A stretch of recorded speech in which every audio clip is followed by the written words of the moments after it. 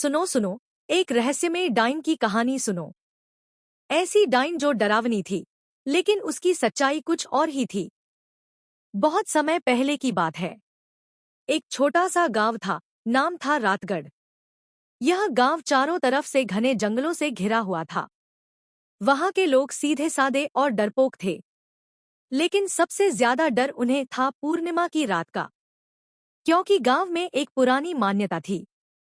हर पूर्णिमा की रात एक सफेद साड़ी वाली डाइन जंगल से निकलती है और जिसे चाहती है अपने साथ ले जाती है।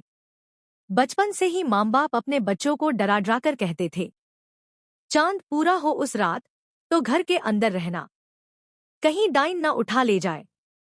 लेकिन इस डरावनी मान्यता को सब भूलने लगे, सब सिवाय एक लड़की के, मीरा। मीरा गांव की सबसे साहसी और समझदार लड़की थी। उसे इस कहानी पर यकीन नहीं था। एक दिन उसने ठान लिया कि वह खुद पता लगाएगी कि पूर्णिमा की रात को असल में क्या होता है। चुपचाप एक चांदनी रात को, जब पूरा गांव सो रहा था, मीरा अकेली जंगल की ओर निकल पड़ी।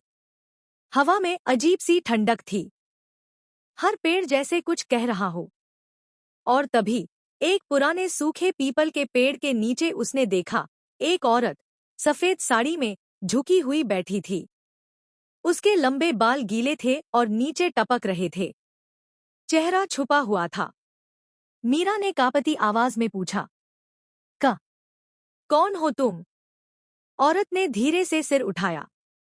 उसकी आंखों में कोई पुतली नहीं थी, बस सफेदी ही सफेदी। लेकिन मीरा पीछे नहीं हटी। औरत बोली, मैं किसी की प्रतीक्षा कर रही हूं, जो सच्चाई जानने की हिम्मत रखता हो।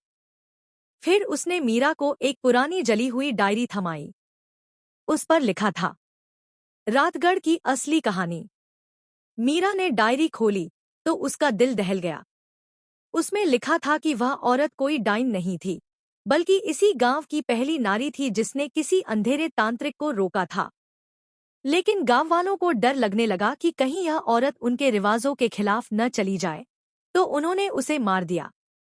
मरने से पहले उस औरत ने कहा था, जिस दिन कोई सच्चाई खोजेगा, मैं उसे दर्शन दूंगी और तब मेरी आत्मा को मुक्ति मिलेगी। मीरा यह सच्चाई लेकर गांव लौट आई। पहले तो लोग हंसे, फिर डर गए। लेकिन जब उन्होंने डायरी पढ़ी तो सबकी आंखें खुल गईं। उसके बाद से पूर्णिमा की रात को वह डाइन कभी नहीं दिखी। लेकिन हर साल उसी दिन गांव वाले उस पेड़ के नीचे एक दिया जलाकर उसे याद करते हैं, जिसे कभी डाइन समझा गया, लेकिन असल में वो एक रक्षक थी। इस कहानी की सीख, जो डरावना दिखता है वह हमेशा बुरा नहीं होता। कभी कभी डर के पीछे एक अधूरी सच्चाई छुपी होती है, बस उसे जानने की हिम्मत चाहिए।